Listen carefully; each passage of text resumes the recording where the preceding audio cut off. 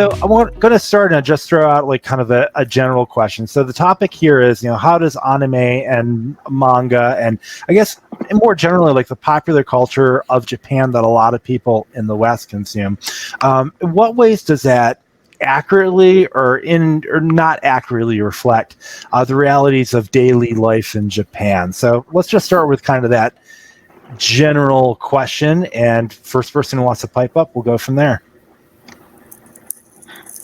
I'm just going to start by saying that daily life in Japan is much less exciting than anime makes it.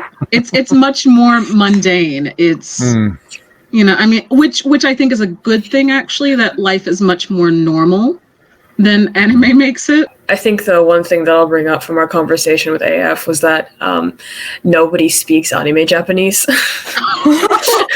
Yes. What even is that? Yeah. It's like the over dramatic voice pitches and everything, like people thinking that Japanese women speak like Love Live characters and stuff, Yeah.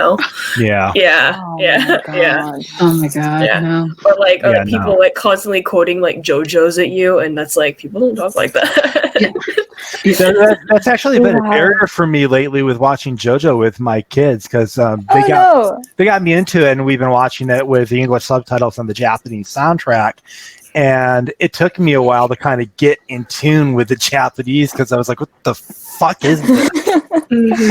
Because I mainly get on a diet of like drama, news, talking to my wife and things like that. And that's it, particularly the way like the men speak in shonen anime is very stylized and very hard to follow. Oh my God. Yeah. Like I would like legitimately like have like, because I live in Germany now, so like I used to go to like anime convention with my boyfriend. He like sells merch and stuff.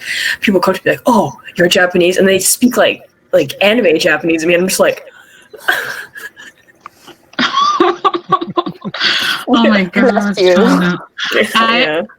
I mean, Japanese people just speak like regular people. I mean, it's shocking because, I mean, so I'm part of the JET program. And there's definitely people that speak anime Japanese, and it's painful. I mean, and I mean, no one can understand you when you speak like that. It reminds me of kind of a funny story. So there's this really great book series called Nihonji no Shiranai Nihongo. The Japanese don't know.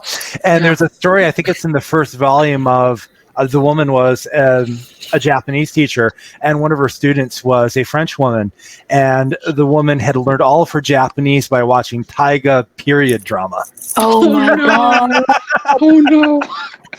So her Japanese was like about 250 years out of date. Oh my God. But yeah, that kind of thing happens, right? You get into Japan or learning Japanese for one reason. You decide, I'm going to go to Japan, and you find out maybe I need to broaden my knowledge a little bit. Yeah. What do people abroad in the West who consume anime, for example, think is normal in Japan? What are some mistaken conceptions that people have about what is normal in modern Japan?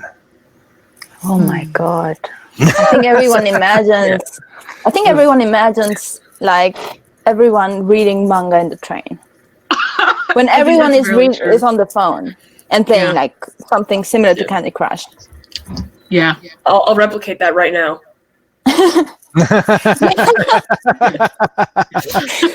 Yeah. Yeah, I think that's really true though, because, and I mean, I'll admit, when I first moved to Japan, I definitely thought, oh yeah, everyone reads manga on the train. No, it's just like a bunch of older Japanese men falling asleep. Yeah. And it's students studying English. That's what I see a lot. A lot of students studying English. Everyone on the phone. So like, what's anyone else? Yeah. Yeah, I mean, it's. In fact, I honestly don't think I've ever seen someone pull out a volume of manga to read on the train. They're reading it on their phone if they're doing it. Yeah. Like I don't think anyone, like no one whips out Weekly Shonen Jump to just read. I just think I've seen that. I've never seen anyone do that. I've never actually seen anyone with an issue of Shonen Jump or similarly outside. The only time I've seen somebody like holding that huge book is in the konbini when they're doing like the Tatsumi. Yeah. When they don't want to buy it. Yeah. Exactly. That's it. Yeah, that's the only time. Yeah. We got a quick question from John Paul who asks, is there a special reason why people in anime speak in such an unnatural manner? I think it's because I always think it's because someone thinks it sounds cool. Like, and I mean, in anime, it looks much cooler to do the things that you do in anime than it ever would in real life. No, and I think in general, it enhances the notion. I mean, most anime, there's slice of life anime, obviously, but most anime is fantastical, and I think it kind of heightens that kind of separation from the everyday world. It's like when I guess people would watch like dramas about America, for example, and they see Friends, and then they think everybody lives that kind of lifestyle because they don't know any better. It's like the converse of that. Yeah. It's like, oh my God, you lived in America? Did you like live in New York? And it's like, no, I'm sorry, I lived in like nowhere. And you tell them like where you're from, and they're like, oh my God, like, did you ride horses there? And it's like, did you only watch Westworld? It's funny that you say that though, because that's one of the things like. In my job, I was the first Texan anyone ever met. So everyone's touch point is I think what it's called Dallas, that drama Dallas from like the 80s. Oh no. Wow. Everyone's like, have you ridden a horse? Do you shoot a gun? No.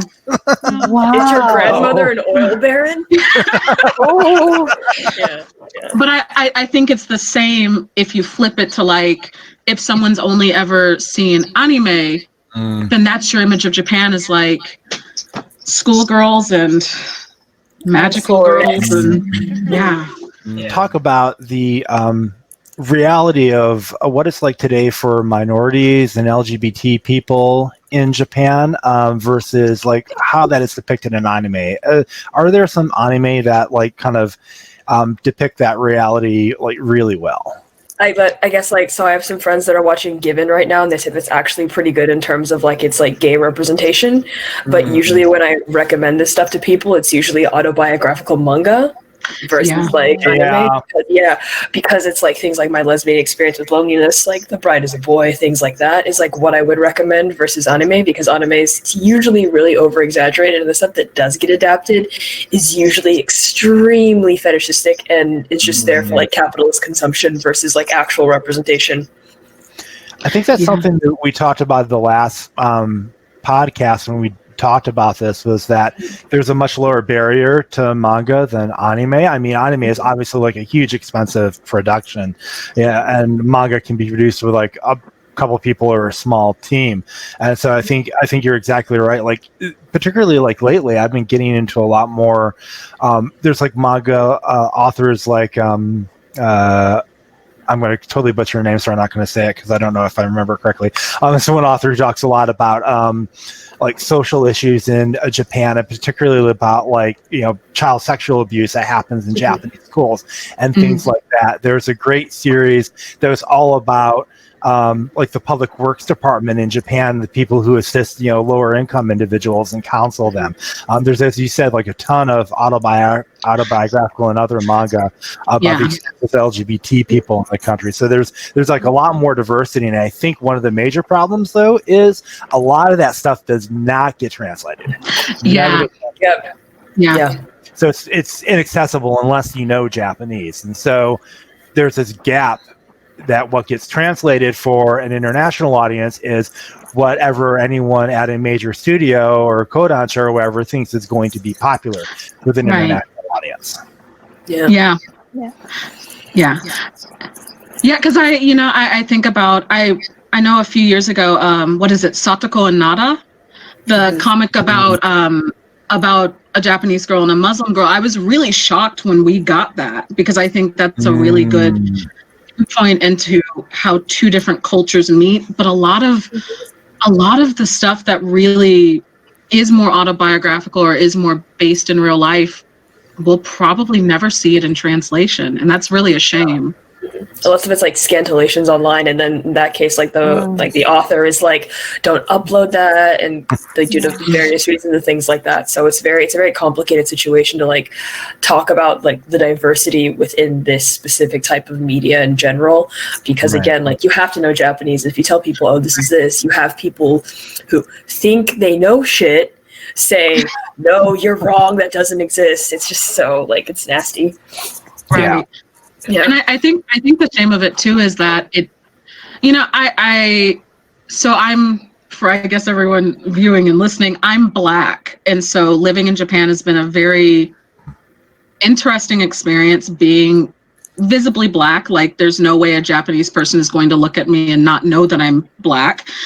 And the shame of it is when we don't get those autobiographical manga, it actually kind of hides the fact that I do think Japan is actually a lot more progressive towards minorities. I don't think it's at all perfect, but I actually think that the image that anime paints is a much more conservative image of how a lot of Japanese people might actually feel towards minorities.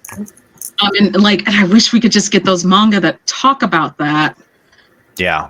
Because I think for a global audience, that's really important to see how things have changed.